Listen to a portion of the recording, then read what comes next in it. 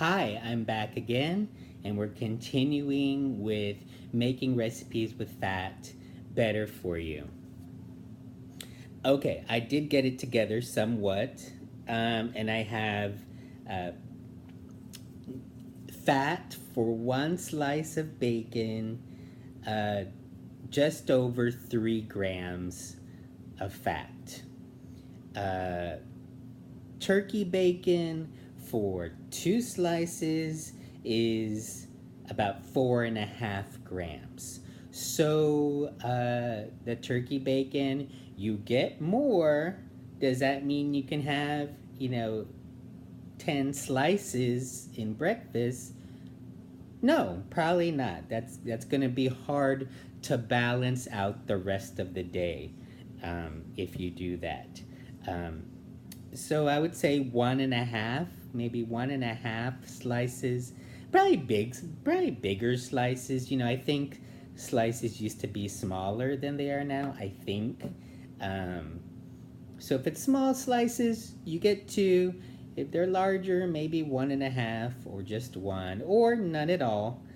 Um, you get to be a little freer with the turkey bacon, but not. It's not a free for all. Okay.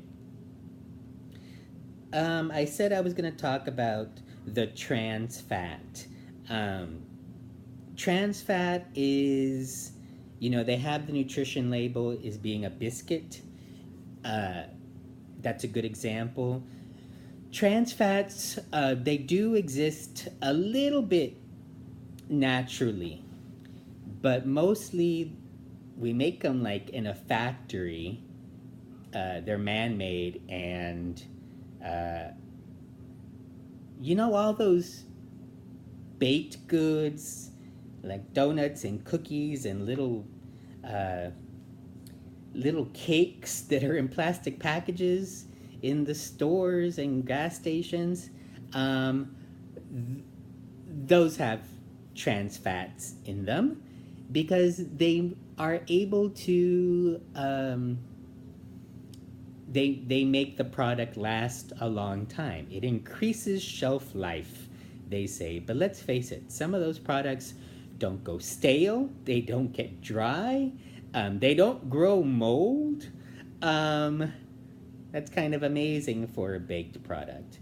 Um, that's what baked goods kind of do naturally if they're made from natural products, but it's kind of not so natural, the trans fat, because we made it. And it turns out they're like, oh, it's trans fat, it's not saturated fat. Well, it turns out it's kind of just as bad as saturated fat, basically. Um, so that's what a trans fat is. Still good to avoid them, but it's on the same level. It's like the company saying, "Oh, this doesn't have trans fat in it." Well, it didn't until you put it in there. So just be mindful. Always be mindful of marketing and things like that. Tips for reducing fat: dry cooking methods that don't add fat. I think go for the grilling. Go for grilling and baking first. One, because grilling is part of life in Texas. It's wonderful. It's a dry cooking method. You don't add, the fat comes off the meat. Um, and putting things in the oven and just leaving it is like just putting it in the oven and leave it. That's that's my favorite way to cook. I'm not good over a sartén or skillet. I just would prefer to put it in an oven, and the fat comes off the meat there too. um, so I like that method. We do want to avoid uh, frying things, obviously.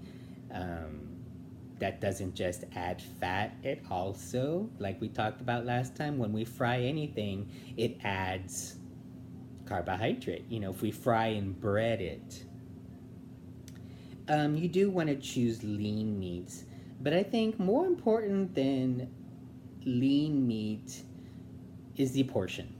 Is the portion. Three, four.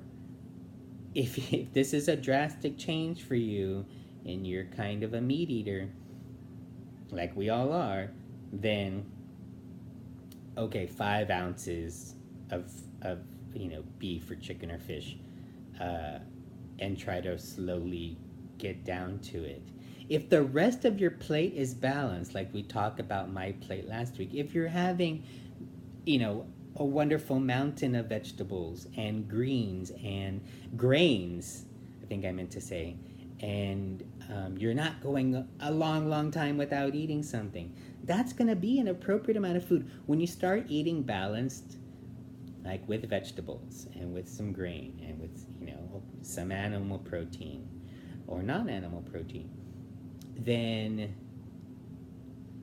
you'll notice, like, and if you're listening to your stomach, listening to your body, I think you'll notice how easily, and with how little food, you feel satisfied. You might not feel full, but I think that's a problem some of us have. We want to eat until we just can't eat no more, okay? We eat up to here, and that's too much. It's going to take a long time to digest that food, and it was all extra. It was all extra. Really, really pay attention. Use that mindful eating. Put your fork down. Instead of, constant in, put the fork down, chew your food, take your time while eating. Trim visible fat, of course. Fajitas comes to mind. Lower fat cheddar cheese, lower fat cheeses.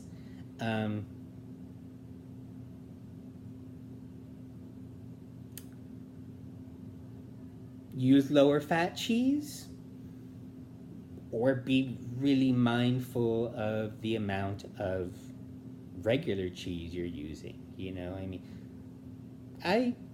I make lasagna, oh, it's cheesy. I'm making it for a party probably, and but let's serve it with a salad. Be mindful of the portion I get. I'm not responsible for everyone else. Be mindful of the portion of lasagna that I get. We'll serve it with salad. We'll have, non-sweet tea, made probably with an artificial sweetener. Reduce the fat in recipes by 1/4 to 1/3. Certainly for things like olive oil, butter,